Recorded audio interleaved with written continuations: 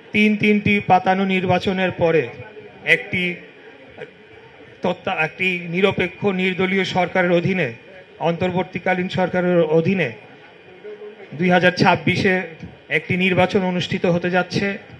সেই নির্বাচনে গতকাল আপনারা দেখেছেন বাংলাদেশ জাতীয়তাবাদী দলের স্থায়ী কমিটির বৈঠক শেষে আমাদের কয়েকজনকে প্রার্থী ঘোষণা করা হয়েছে। সেখানে ঢাকা 6 থেকে আমাকেও দলের প্রাথমিক মনোনয়নপত্রের যে তালিকা, সেখানে আমার নাম অন্তর্ভুক্ত করা হয়েছে। এখানে তানভীর আহমেদ রবিন ঢাকা 4 থেকে উনি নির্বাচন করবেন।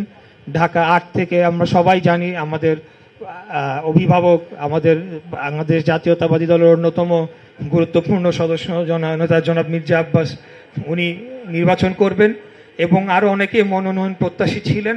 আমি সবাই ক্ষেত্রে এটা বলবো যে মনোনয়ন আসবে যাবে, কিন্তু আমরা সকলেই বাংলাদেশ জাতীয়তাবাদের আদর্শ ধারণ করে বাংলাদেশের স্বাধীনতা সার্বভৌমত্ব রক্ষায় এবং জনগণের ভোটের অধিকার গণতন্ত্রকে রক্ষার জন্য আমরা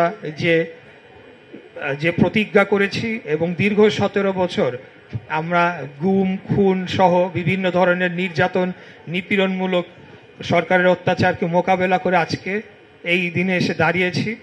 এবং আজকেই আমার বাবার মৃত্যুবার্ষিকী। আমি এই কথাটি বলবো যে আমার বাবা 67 বছর বয়সে উনি ক্যান্সারে আক্রান্ত হয়ে মারা যান 2014 সালে।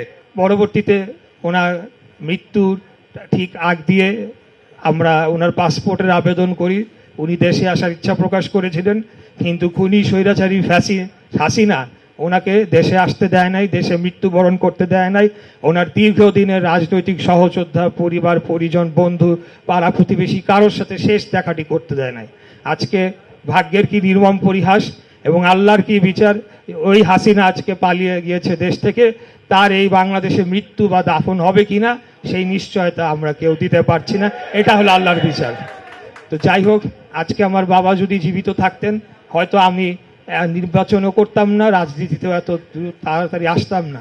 তাই আমি আমাদের নেত্রী, দেশনেত্রী বেগম খালেদা জিয়া এবং আমাদের নেতা দেশনায়ক তারেক রহমানকে আন্তরিকভাবে ধন্যবাদ জানাতে চাই। খুব সম্ভবত আমার বাবার স্মৃতির প্রতি ওনারা স্মরণ রেখেই আমাকে ঢাকা 6 থেকে প্রাথমিকভাবে মনোনয়ন দিয়েছেন। আমি আপনাদের অনুরোধ জানাবো যে ঢাকা মহানগর দক্ষিণ বিএনপি আমরা দীর্ঘদিন যাবৎ লড়াই সংগ্রাম সব কিছুই একসাথে পাশাপাশি করে আসছি। দল যাকেই মনোনয়ন দেখ বা না দেখ, আমরা ইনশাল্লাহ ধানের শীষের প্রার্থীদের বিজয়ী করার জন্য ঢাকা মহানগর দক্ষিণ বিএনপির পক্ষ থেকে সর্বোচ্চ ধরনের প্রচারণা এবং নির্বাচনের অন্যান্য যে ধরনের প্রস্তুতি প্রয়োজন সেটি আমরা করব ইনশাল্লাহ।